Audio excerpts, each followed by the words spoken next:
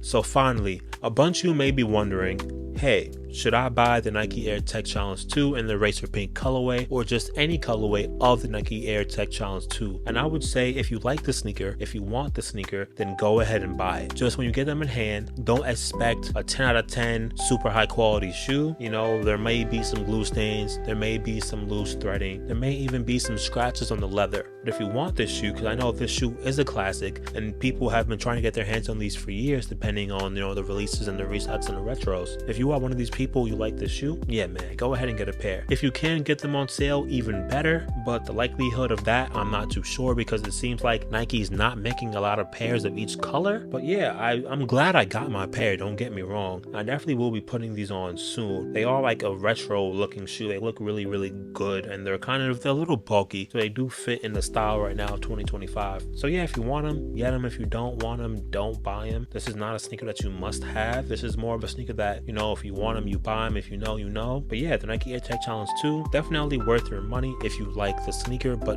not a must have.